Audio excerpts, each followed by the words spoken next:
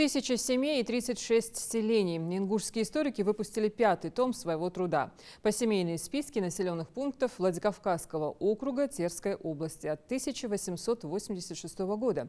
Это часть хронологии жизни ингушей в царской России. Репортаж Хавы Гагиевой. В посемейных списках приводится информация о семье на того времени, возраст каждого члена семьи и их имущественное положение. А еще нумерация по предыдущему семейному списку и род занятий. Эта книга включает в себя информацию практически о каждом человеке того времени. 5-й том собрал в себе сведения о семьях, проживавших в населенных пунктах Амхинского общества Горной Ингушетии. Планируется издание 8 томов. Первые, вторые тома были изданы еще в 2009 году.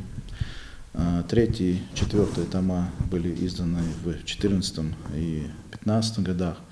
И в этом году нам удалось издать 5-й том, который, как я уже сказал, посвящен Горной Ингушетии. Это очень такое важное, нужное и в научном плане, и для общественности. Посемейные списки населенных пунктов Владикавказского округа Терской области 1886 года – это исторический труд Тимурлана Муталиева, автора проекта научно-документального издания. Долгие годы профессор кропотливо изучал и копировал документы из государственных архивов Северной Осетии и Ставропольского края. После его смерти продолжена работа была уже Госархивом Ингушетии. Вы знаете, вообще архивная работа, она и сложна, с одной стороны, и в то же время она интересна. Мы работаем в разных архивах, выявляем информацию по нашей истории, документы, буквально по крупицам, можно сказать.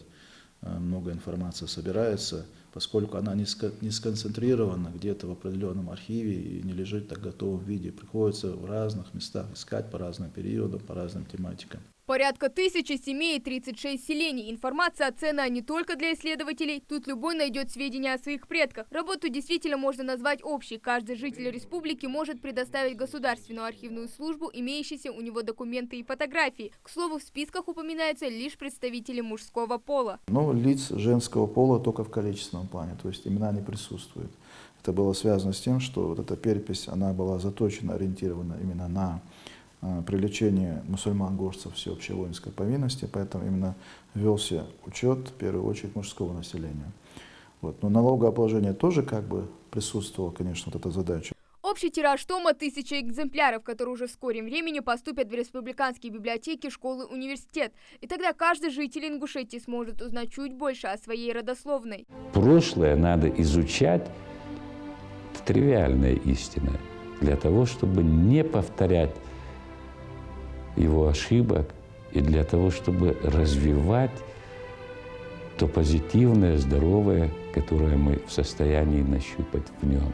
Тщательно изучать и беречь историю своей родины – вот важное правило на сегодняшний день. Ну а один из первых экземпляров нового тома руководитель Государственной архивной службы подарил и руководителю национальной телерадиокомпании с пожеланиями успеха в работе во благо любимой республики. Мне, как представителю Тайпы Гяги, тоже было очень интересно немного узнать о своей родословной. Так, например, в селении Цархи было немало Гатагажевых, они же Гагиевы, которые во владении имели у себя небольшие усадьбы, а некоторые даже были кузнецами. Хава Гагиева, Магомед Белакиев, Новости 24.